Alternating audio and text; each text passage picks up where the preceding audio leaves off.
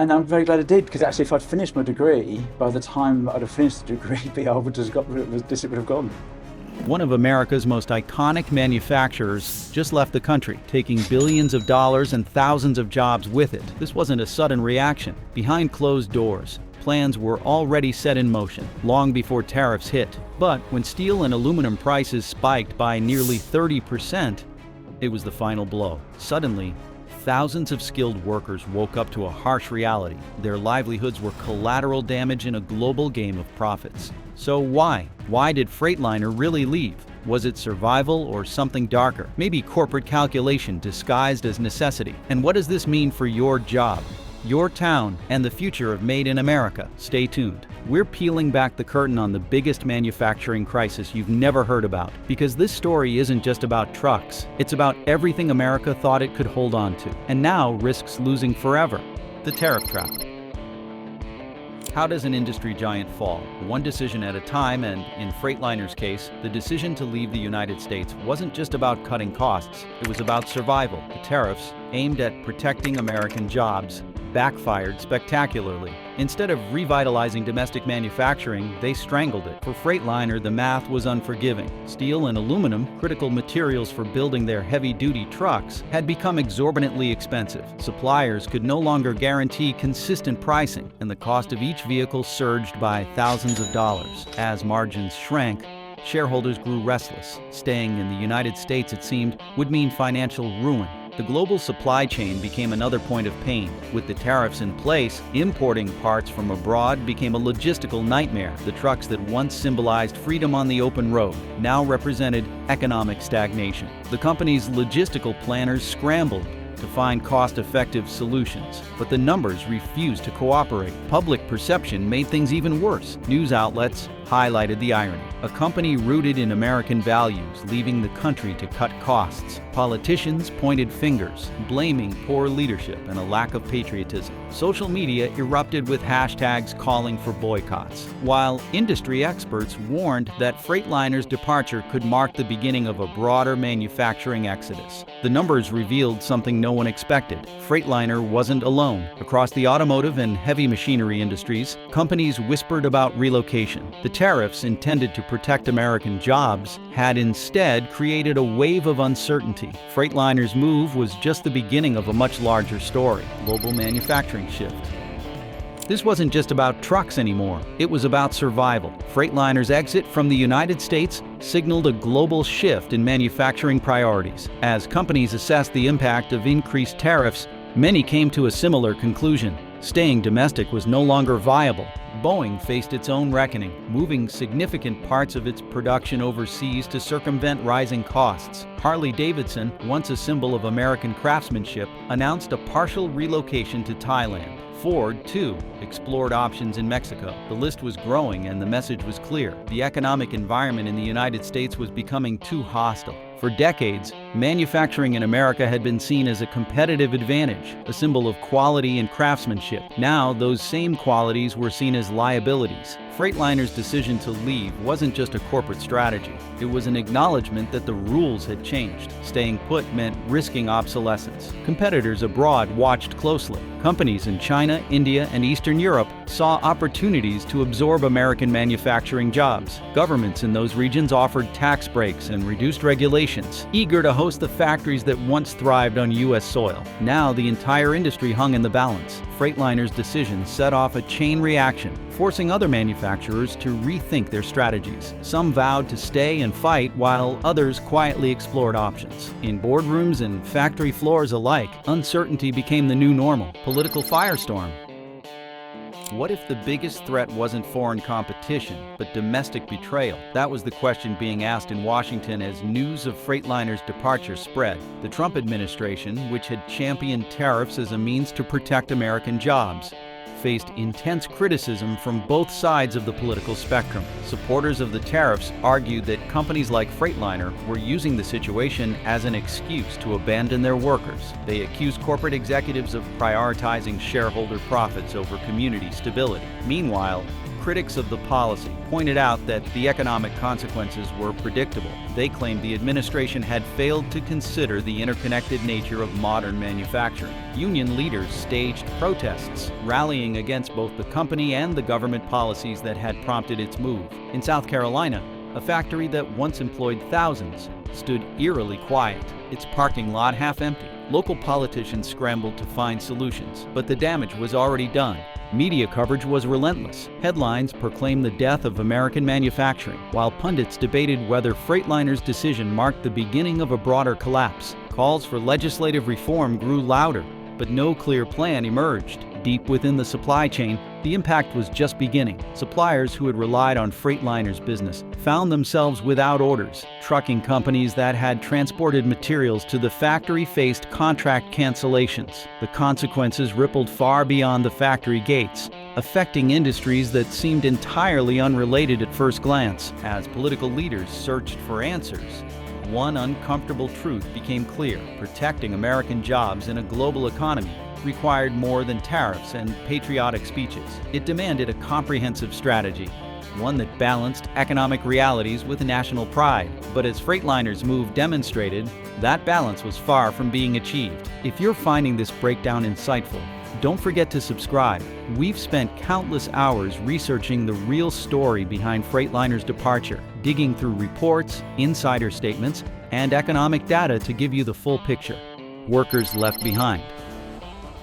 Your job security. It just became collateral damage. For years, Freightliner's factories were more than just places of work. They were the lifeblood of entire communities. Generations of workers had put their faith in the company, trusting that loyalty and hard work would be rewarded with stability. But when the news broke, that faith was shattered. Meet David Martinez, a machine operator who had worked at Freightliner's North Carolina plant for 25 years. His father had worked there before him, and David had planned on passing the legacy to his own son. When he heard the plant was shutting down, he didn't just feel like he was losing a job. He felt like he was losing a piece of his family's identity. David wasn't alone. His coworkers shared similar stories. Lives built around reliable paychecks, steady hours, and a sense of pride in contributing to something tangible. Now that sense of purpose was gone, replaced by the looming fear of unemployment. The shock was immediate, but the long-term consequences would be far worse. The consequences extended beyond just paychecks. Healthcare benefits, pensions, and retirement plans, things that had once seemed unbreakable, were suddenly uncertain. Workers who had given their best years to the company felt blindsided and abandoned. Their efforts, it seemed, had been written off as expendable. The real struggle was just beginning. Community leaders, faced with a potential economic collapse, scrambled to organize job fairs and vocational training programs. But for many, the prospect of starting over at 50 or 60 years old seemed impossible. Skilled machinists and welders faced the harsh reality that their expertise wasn't easily transferable. At a local diner, regulars who had once been Freightliner employees gathered to discuss their options. Some considered moving to other states where manufacturing was still viable. Others spoke of learning new trades: trucking, HVAC repair, anything that could bring in a steady paycheck. As the sun set on the factory that had shaped their lives, the future remained uncertain. Community collapse.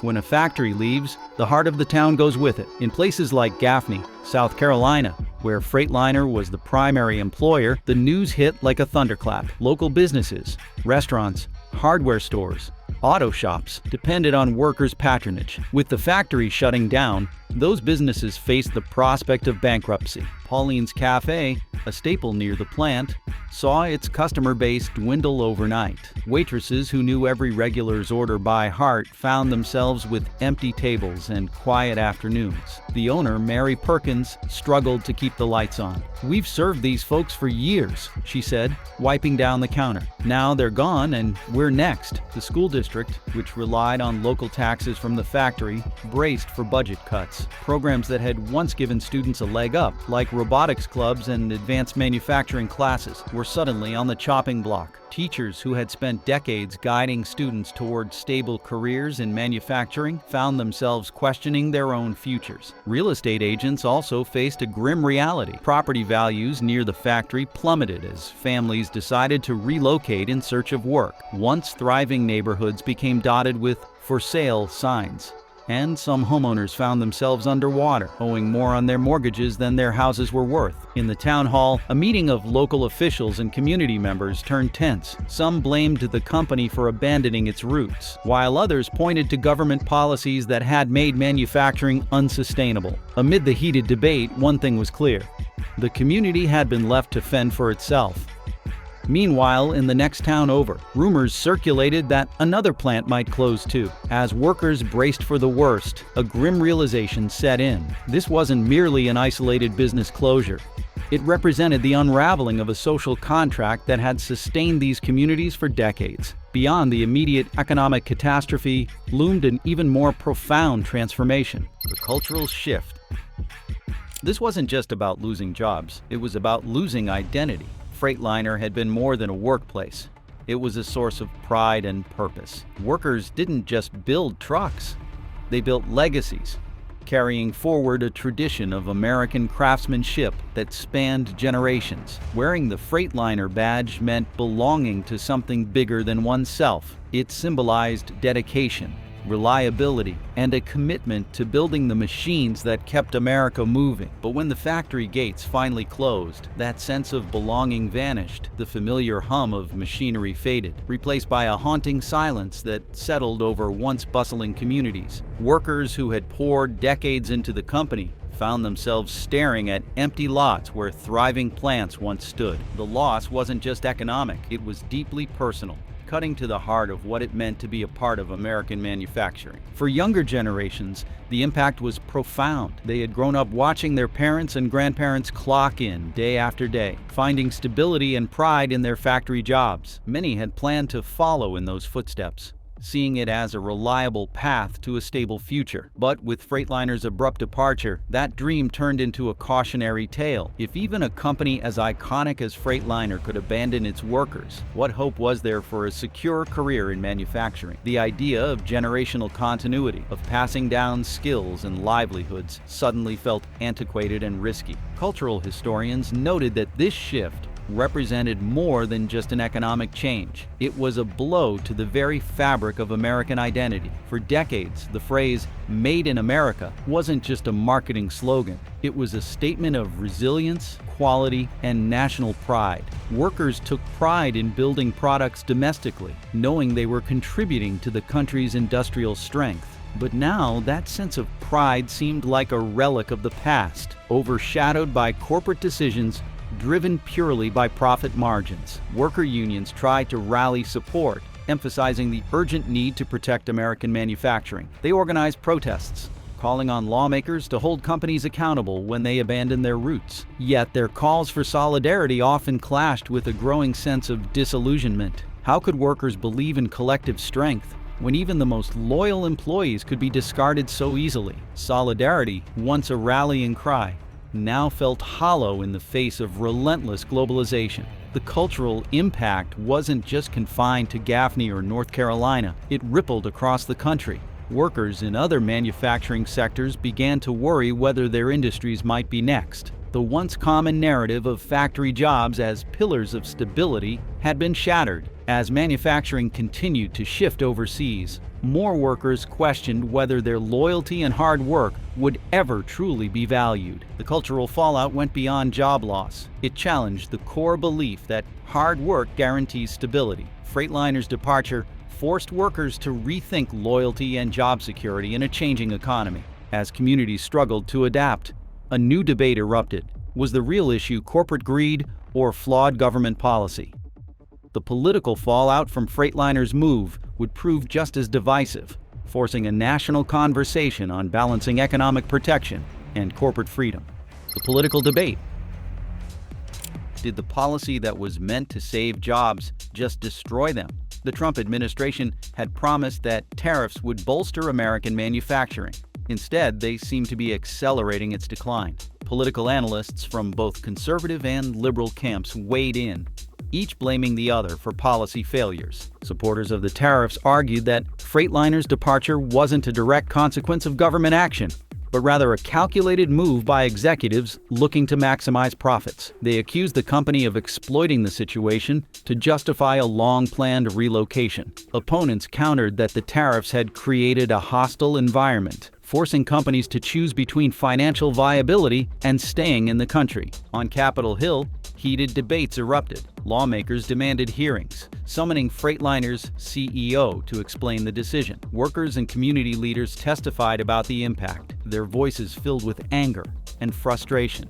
For many, it wasn't just about the jobs. They felt betrayed by both their employer and their government. Social movements also gained traction, calling for better protections for workers affected by sudden factory closures. Advocacy groups proposed legislation that would require companies receiving federal contracts or subsidies to commit to long-term domestic production. It was a bold move, but whether it could gain bipartisan support remained uncertain. Media outlets picked up on the broader implications, highlighting the pattern of manufacturing exodus. Was it just Freightliner, or was this a sign of things to come? As the debate raged, it became clear that the underlying issue wasn't just about one company. It was about the future of American industry. The stakes were higher than anyone realized. Protecting American jobs would require more than rhetoric. It would take policy changes, corporate accountability, and a new approach to international trade. But finding common ground seemed almost impossible as each side dug in deeper, convinced that their perspective was the only path forward. The corporate domino effect. Once Freightliner left, others followed. The decision to relocate a $35 billion U.S. production line abroad wasn't just an isolated event, it set off a corporate domino effect across the manufacturing sector. Freightliner's departure signaled to other major American manufacturers that maintaining domestic operations might no longer be financially viable. The impact was swift and far-reaching. Within months, other iconic companies began evaluating their own positions. Harley-Davidson, already grappling with tariff pressures, accelerated its plan to move motorcycle production to Thailand. Ford, once steadfast about maintaining a domestic presence, quietly increased its manufacturing footprint in Mexico. Boeing, dealing with increased costs due to tariffs on aerospace components, explored new international partnerships to alleviate financial strain. What made Freightliner's decision so significant was its timing. It wasn't just about the trucks, it was a symbolic blow to the narrative of American industrial power. Freightliner had long represented reliability and strength. When that emblem of manufacturing prowess moved its operations overseas, it shattered confidence across the sector. Executives from other corporations took note, realizing that if a company as established as Freightliner couldn't make it work domestically, perhaps they couldn't either. The automotive industry felt the blow first. Supply chains that once relied on Freightliner's consistent domestic production crumbled as parts manufacturers faced lost contracts. Trucking companies, which had long been integral to Freightliner's logistics network, saw routes disappear. Local economies that had previously weathered economic downturns now faced a new challenge, an industrial exodus that threatened long-term stability. Communities built around manufacturing were hit hardest. In small towns across the Carolinas, Ohio, and Michigan, factory workers struggled to comprehend the loss. Local businesses, from diners to auto repair shops, lost their most dependable customers. The sense of betrayal was palpable. Workers felt that the company they had built had chosen profit over loyalty. Freightliner's decision exposed a harsh reality. American manufacturing was no longer untouchable. Companies that once prided themselves on being made in America now saw it as a financial liability. The logic was unforgiving. If staying domestic meant risking bankruptcy, moving abroad became the only option. A chain reaction was inevitable. As Freightliner departed, other companies began preparing similar announcements. Manufacturing hubs that had survived previous economic downturns now faced a more daunting challenge: a mass relocation of jobs that would not be coming back. The industrial landscape of America was shifting, and the ripple effects of Freightliner's decision were only beginning to surface. International consequences. The world watched as America's manufacturing power waned. Freightliner's departure wasn't just a corporate decision. It marked a turning point in global industrial dynamics. Countries that had long looked up to America's manufacturing prowess now saw an unprecedented opportunity to capitalize on its decline. China, already targeted by tariffs, moved swiftly to exploit the situation. Special economic zones were established, offering Freightliner significant tax breaks, reduced red tape, and expedited permits. By relocating production to China, Freightliner could not only cut costs, but also maintain competitive pricing, something it struggled to do domestically.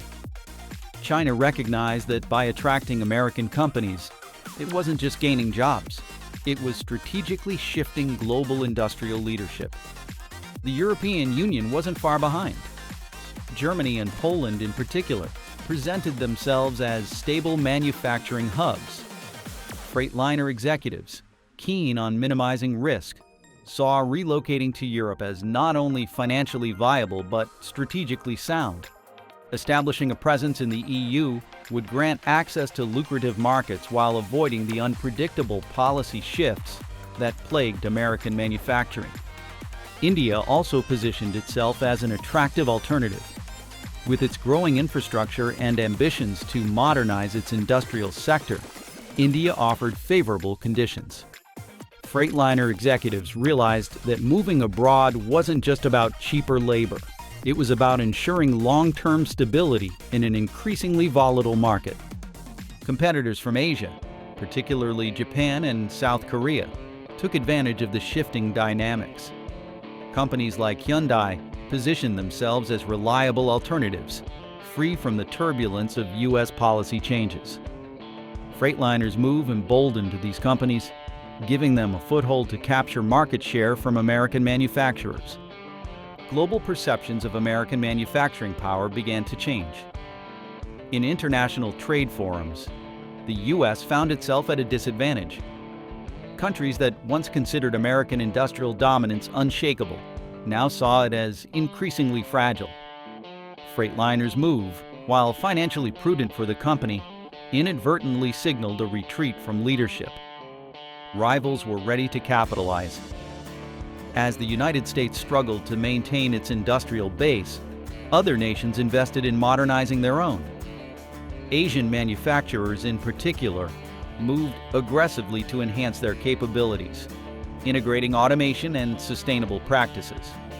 The strategic shift was clear. As American companies relocated, global competitors filled the void, capturing not just production, but also innovation. Freightliner's decision became more than just a corporate relocation. It was a statement about where the future of manufacturing would be shaped. As the global industrial landscape evolved, it became evident that America's grip on manufacturing leadership was slipping, and the long-term consequences were only beginning to manifest. Corporate responsibility in a globalized world. Freightliner's move raised an unsettling question. When profit margins dictate loyalty, who loses?